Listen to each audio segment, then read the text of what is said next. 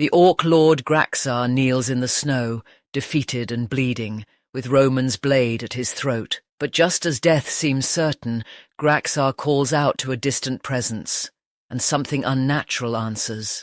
What happens when a dying warlord accepts power from a devil? Roman is about to find out. Roman's final strike had been devastating.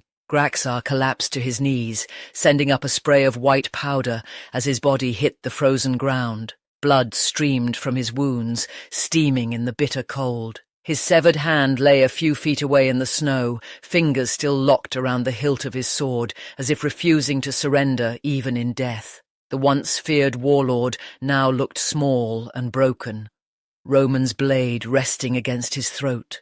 Graxar knelt there in silence, breath ragged, staring at the crimson stain spreading beneath him. He didn't beg, he didn't plead. Instead, he muttered something strange. In the end, that man was right. His voice was barely audible over the wind. He spoke of a monster beyond the endless mountains, a prophecy he had tried to ignore. Roman watched him carefully, wondering who Graxar was speaking to. Graxar's thoughts drifted to a memory from years ago. A stranger had come to him in the frozen wastes, offering a deal, surrender everything, and receive power in return. Graxar had refused. He knew instinctively that the man was a devil, something dark and unnatural. He was a lord of his people, and he would not become anyone's puppet. But as he lay dying, Graxar's mind stumbled over something disturbing. How had he known the stranger was a devil? The memory felt incomplete, as if someone had reached into his mind and removed key details. He couldn't remember the stranger's face clearly, couldn't recall why he'd felt such certainty. Had he truly met that figure? Or was his mind being tampered with from the shadows? Orcs were different from humans, stronger, more resilient, built to survive in harsh environments. Their greatest blessing had always been their fertility. Orc mothers gave birth to large litters, ensuring the survival of their race. But when Arcadia froze over and food became scarce, that blessing turned into a curse. Every new birth meant another mouth to feed, another soul destined to starve. One day, Graxar returned home to find his mother being devoured by their own kin. Starvation had driven the orcs to cannibalism. As she died in his arms, she told him not to be angry. This was their destiny. Graxar sat in the blood-soaked den, holding her head in his lap, and felt the world crack beneath him. He questioned why any god would create a race, only to watch them tear each other apart. As Graxar sat trembling with rage and grief, a hooded figure appeared behind him. The stranger's voice was smooth and cold as he called the orcs a cursed race, suggesting they devour other species instead of themselves. Graxar spun around in fury, but saw only empty snow. Then the voice coiled around his ear again, closer this time. From the mist emerged a blond man, his face hidden beneath a deep hood. Before Graxar could respond, the stranger extended his hand, and a dark aura rolled out like fog. The temperature dropped even further. The man said he would bestow a true blessing, a connection through consciousness.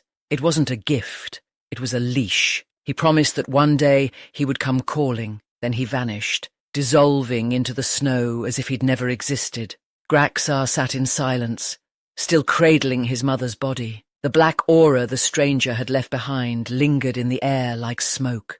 Suddenly, the dark mist surged into Graxar's chest. A new thought planted itself in his mind. Instead of eating their own kind, the orcs could conquer other races and make them their food. The logic felt perfect, inevitable. Graxar's body began to radiate a faint crimson aura. His grief twisted into purpose. His path as a conqueror had begun, not through his own will, but through the invisible strings of a devil pulling from the shadows. The memories snapped back into focus, and Graxar realized the truth. He had met that devil. His entire rise to power, his wars, his conquests, his transformation into a warlord had been orchestrated. The fog in his mind cleared, and he saw the blond man's face with terrifying clarity. Rage flooded through him. Because they were connected through consciousness, Graxar screamed into the void, knowing the devil could hear him. He demanded power, not for himself, but to protect his race. He was willing to discard his soul, to become a tool, if it meant his people would survive. His desperate plea echoed across the frozen battlefield and travelled far beyond. In a distant throne room, Emperor Alexander of the Alexander Kingdom sat in silence, waiting. The plea reached him clearly. He had been expecting this moment, the moment his long investment finally paid off. A twisted smile spread across his face. "I will grant it," he whispered. Back on the battlefield, Graxar was consumed by a thick black aura. The daylight seemed to be swallowed by the darkness pouring from his body. His aura erupted violently, and he rose to his feet. The pressure was immense, cracking the ice beneath him. Roman was forced back by the sudden surge of energy, his eyes narrowing as he adjusted his stance. Roman recognized the aura immediately. It was the same unnatural power he had encountered in the Alexander Kingdom's labyrinth, a borrowed strength that violated the natural order. While the world believed Emperor Alexander was resting peacefully after the war with Dmitri, Roman knew better. The Emperor was weaving schemes across the continent. Roman decided to observe.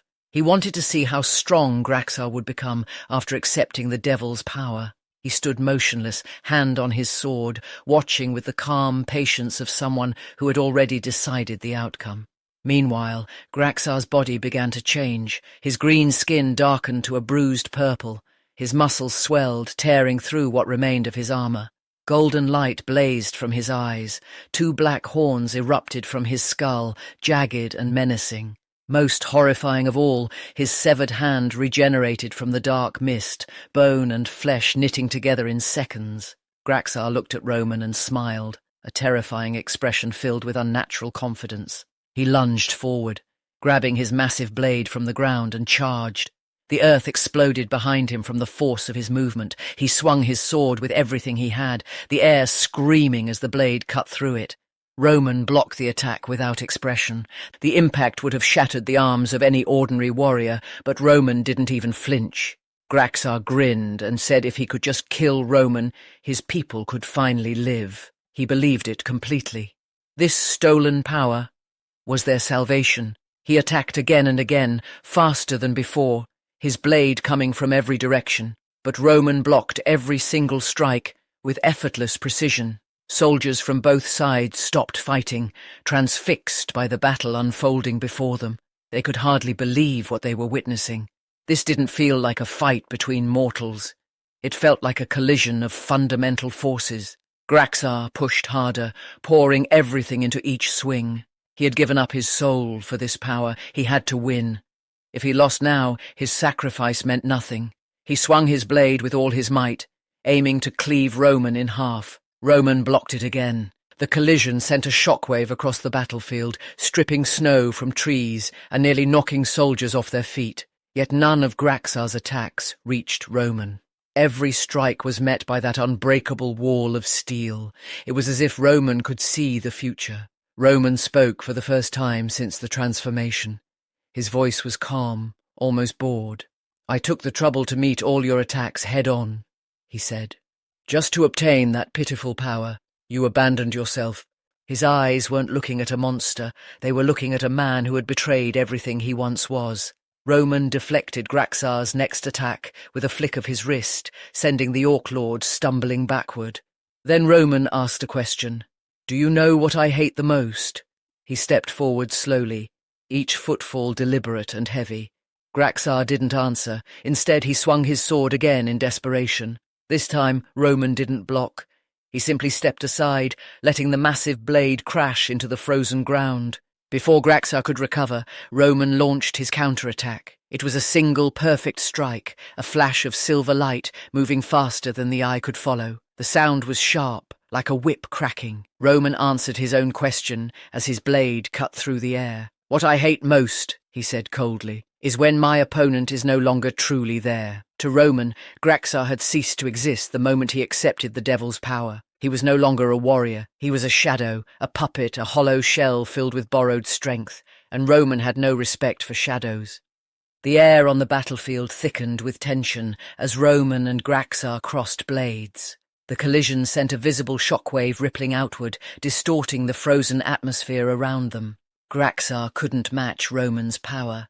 He was hurled backward, his massive body skidding across the ground, carving deep trenches in the ice and dirt. Roman remained unmoved, his stance solid amid the chaos. He told Graxar he needed to bring more to the fight if he wanted to see Roman's true strength unleashed. His words carried no anger, only the expectation of a warrior who demanded a worthy opponent. Graxar stared back, his face showing raw fear for the first time. A warlord who now realized he faced something beyond human. Roman pressed the attack without pause. Using heavenly demon steps, he closed the distance in a blur too fast for the eye to follow. The ground cracked beneath his feet from the sheer force. His sword swung with glowing intensity, surrounded by thick purple mana that enveloped Graxar completely, sealing off any escape. A massive explosion followed.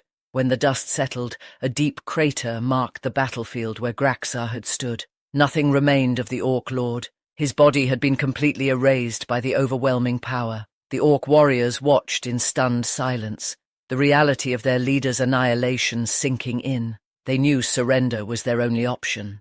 The Orcs dropped their weapons, falling to their knees in waves. Hundreds of blades clattered against the frozen ground as they begged for mercy, swearing eternal loyalty to Dmitri if only their race could survive.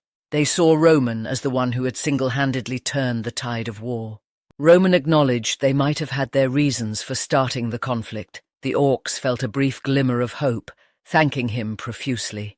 But his expression hardened. He turned and stated clearly that from the moment they had made humans their food, orcs and humans could never coexist. He had no personal grudge, but he would not leave behind a potential future threat. The orcs' hope vanished as they understood their fate.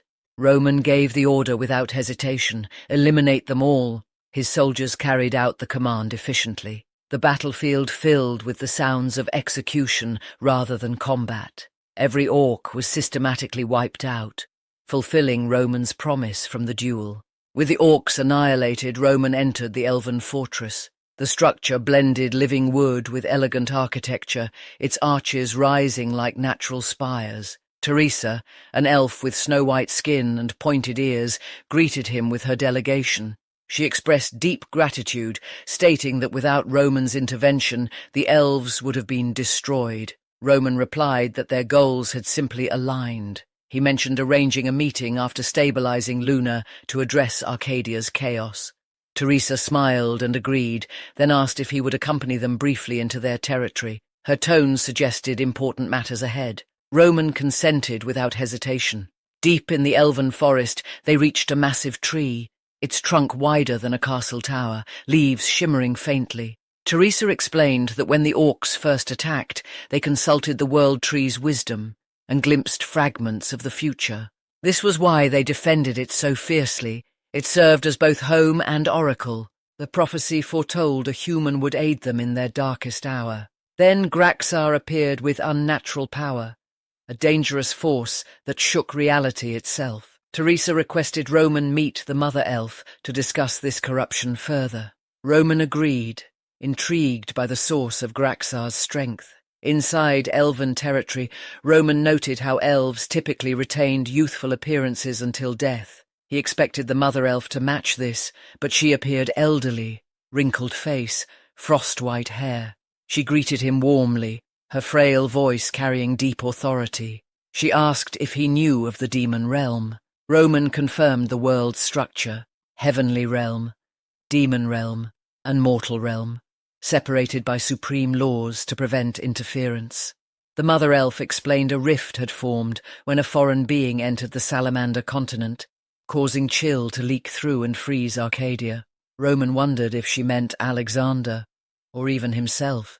She continued that weakening dimensional walls allowed Graxar to accept demon realm power, turning him into a demon. She warned this was just the beginning. The being who shattered the balance must be eliminated to prevent total collapse. The Mother Elf described the Demon King, a godlike entity currently bound by laws. Once fully descended, nothing could stop it. Roman realized why Kronos had abandoned pride for a truce with Dmitri. They anticipated the dimensional chaos. If Graxar was merely a subordinate, human forces alone couldn't prevail. Roman reflected that his own existence might serve as a counterbalance. In his previous world, he had been too powerful, unable to fully manifest heavenly realm arts. Demon realm foes could finally push him to his limits. When asked his stance, Roman said he made no promises, but would remove any obstacles in his path. The Mother Elf offered a gift, communion with the world tree for glimpses of past, present, and future. Though typically reserved for her alone, they made an exception for Arcadia's savior. Roman accepted, approaching the frozen, withered giant. Its skeletal branches loomed like a tombstone for the continent. Touching the bark triggered a golden aura, enveloping both him and the tree. Ice melted from its surface, steam rising as life returned, green buds emerging, bark smoothing. Teresa watched in awe. Roman's consciousness detached, becoming a weightless spirit of light. Roman found himself in Kronos' founding emperor's hidden chamber. Hooded figures knelt before Alexander, reporting unrest. Duke Vietto and others, resentful of Valhalla's corruption, were rallying nobles. Civil war loomed if suppressed by force. Alexander smiled darkly, dismissing Roman Dmitri as insignificant. He ordered preparations. The moment Valhalla fell into chaos, their opportunity would arrive. Roman understood Alexander's silence. They waited like scavengers for the perfect strike. The scene shifted to Queen Isabel, severely wounded, slumped against a tree. A soldier urged her to flee to Luna, as Kronos had discovered their plans. She refused, citing her prophesied destiny. Having sent her followers to death, she couldn't abandon them. Rising despite her injuries, she ordered Knight Commander Leo to return to Luna. It was a queen's command. As she vanished into the darkness, Roman's consciousness returned. He connected the visions. Valhalla, demons, Alexander, Isabel, all pieces of encroaching darkness. Following Isabel would reveal the full truth. Elves knelt before Roman, pledging their race's loyalty. Flashback to the golden resonance. The Mother Elf recognized his power as flames of the fire demon, now bringing life. The world tree regenerated before their eyes. Their centuries-old wish fulfilled. Tears flowed as Teresa declared Roman the prophesied savior, ordering all to follow him. Jero and Caden arrived from the forest edge. Jero bowed deeply, grateful for Luna's salvation, offering his service. Roman asked Caden about their contract terms. Caden confirmed Luna's loyalty to Dmitri in exchange for aid. Roman noted Dmitri had fulfilled its end by eliminating the orcs. Turning to the elves, he rejected uncompensated loyalty. The Mother Elf replied that the world tree's revival through his power was reward enough. Arcadia now had hope. Roman accepted. In return for their service, Dmitri would protect both elves and Luna. He stood as undisputed guardian of the continent, having seen its threats and secured its key allies. Arcadia's survival now depends on unity among its races, but tensions from distant empires threaten to unravel everything. As Roman Dmitri navigates alliances and hidden agendas, visitors from Valhalla arrive with divided loyalties. What game is the Emperor playing? Arcadia's top priority became self-sufficiency through collective strength. Elves would focus on farming and cultivation across the region. Humans and other races divided remaining labor among themselves. Using the World Tree's power, they established a war gate linking Dmitri to the Salamander continent, creating a secure trade route. Without developing independent survival capabilities, Arcadia's downfall was inevitable. The meeting concluded, and elders from various races returned to Dmitri Castle in Goddess Mountains. Someone presented a report. Odelia's condition worsened daily. With the royal family vanished, conflicts erupted everywhere. Southern Kronos states, Umberto, Redford and Fronter, insisted on direct talks regarding the crisis. Roman Dmitri asked about the investigation he had ordered. Results showed Queen Isabel's last trace in the Kingdom of Winter. She reorganized her forces there before disappearing again, destination unknown. Roman inquired about Conuel and Commander Jonathan next. 2 guests from Valhalla had arrived, Sanchez and Count Bragan. Sanchez, disciple of Sanchez Morales, led key rebel forces. Count Bragan appeared loyal to Valhalla's emperor. Amid these complications, The meeting ended for now. Count Bragan contemplated his mission. Pressure Roman Dmitri to prevent him from joining Duke Victor, no matter the method. This task proved difficult, as Roman operated in a world of power where persuasion rarely worked easily. A servant informed Bragan that Lord Roman was occupied and unavailable. Bragan wondered if Roman had met Sanchez first, given rumours of Valhalla's 3 visitor factions as dangerous rebel influences.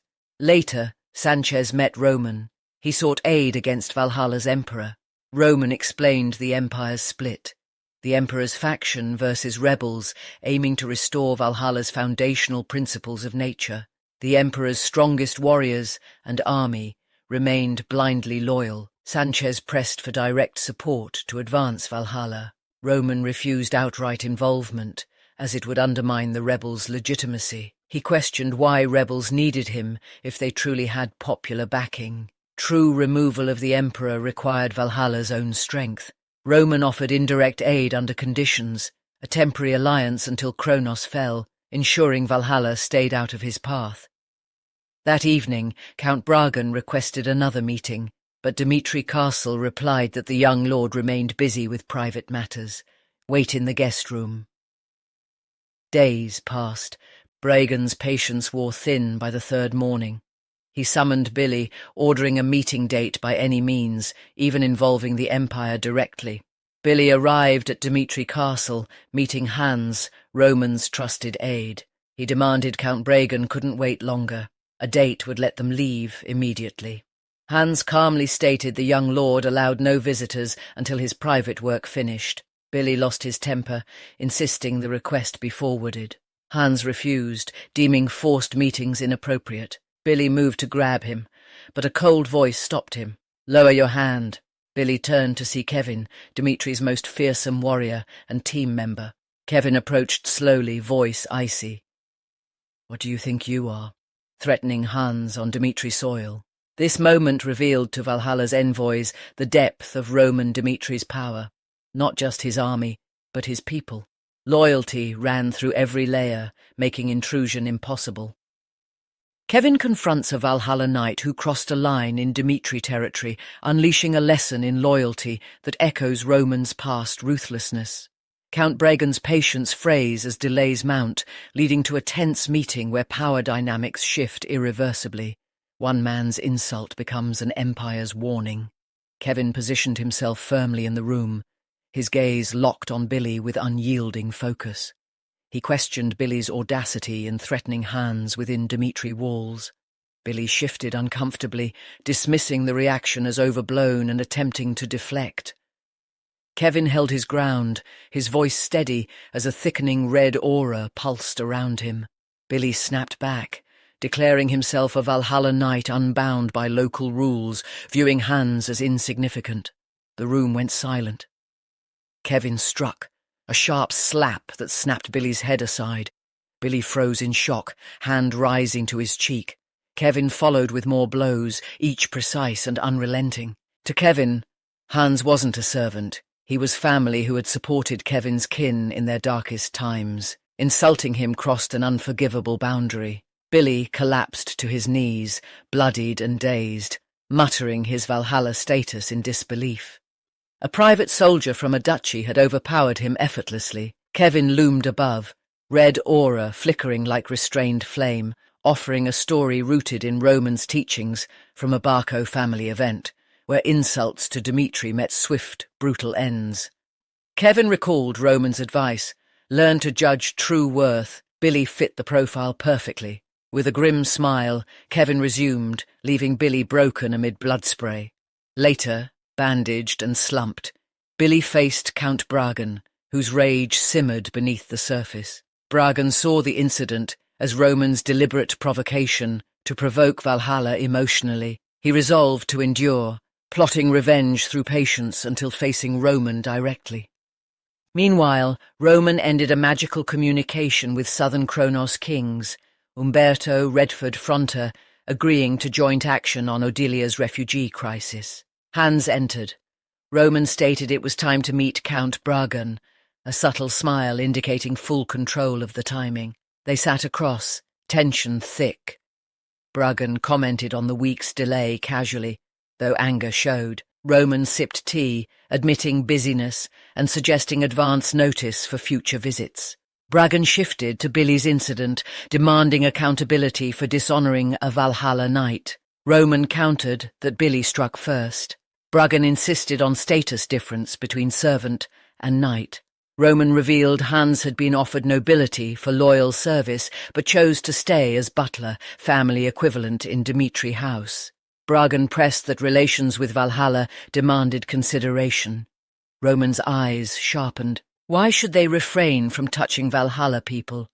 Bruggen fell silent, sweat forming. Roman dismantled his delusions, recounting Valhalla's festival assassination attempt and follow-up schemes via Kronos. Roman's demeanour grew colder, dark purple aura filling the room with crushing pressure. He challenged Bruggen, convince him why execution shouldn't happen here. Bruggen appealed to pragmatism. Past enemies needn't be future ones, offering non-interference in Valhalla's civil war, even aid against Kronos. Roman rejected the empty promises. With Kevin's shadow looming, Bruggen's pride crumbled to survival instinct. Roman saw no value in letting him live. Far away, Marquis Vela's office bustled until a soldier delivered a wooden box from Count Bruggen. Vela smiled, expecting success against Roman. Confidence faded as he opened it. Inside, amid dried bloodstains, lay Bruggen's severed head. Silence gripped the room. Vela screamed Roman Dmitri's name in panic. The message was clear: no interest in games from those who sought his destruction. A single message is enough to shake an empire. But this time, it's not just a warning. As Valhalla tries to play politics, Roman Dmitri responds with something far more dangerous: clarity. And while they hesitate, war is already moving. Marquis Belfort entered Valhalla's grand hall carrying a wooden box. He presented it to the Emperor, explaining Roman Dmitri's message. Count Bruggen was dead. Roman hadn't just rejected their terms, he'd severed the Count's head and returned it. The Emperor showed no surprise, resting his chin on his hand with detached indifference.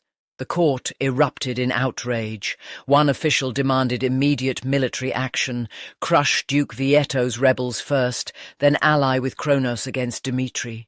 Count Gomez of the Conservative Party intervened. He noted Roman's meeting with Sanchez proved his rebel support. Gomez proposed a psychological approach, exploiting Valhalla's pure blood ideology and warrior pride.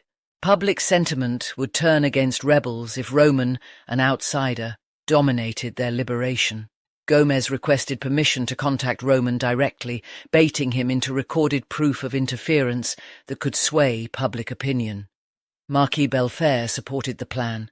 The Emperor dismissed them with a wave, leaving Gomez with a predatory smile. In a darkened chamber, Gomez activated a communication crystal. Roman's holographic image appeared.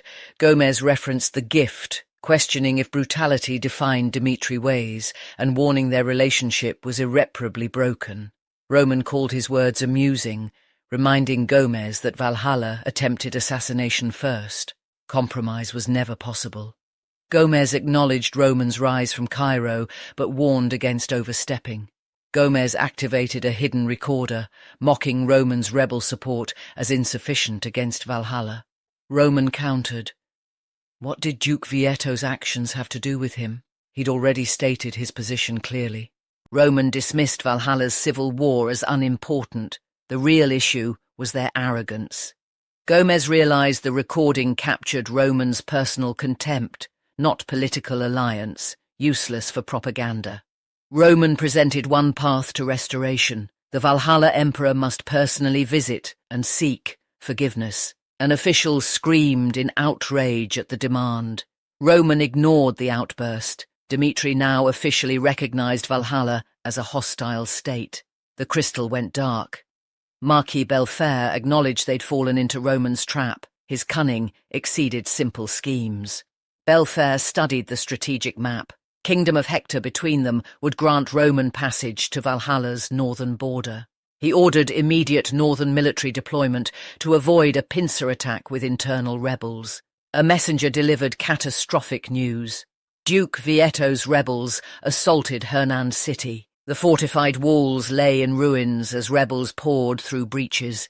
Duke Vietto led personally, axe cleaving Imperial guards effortlessly. Amid burning streets, Vietto addressed soldiers and citizens. He offered surrender terms, promising to restore Valhalla's true warrior glory, tarnished by the current regime.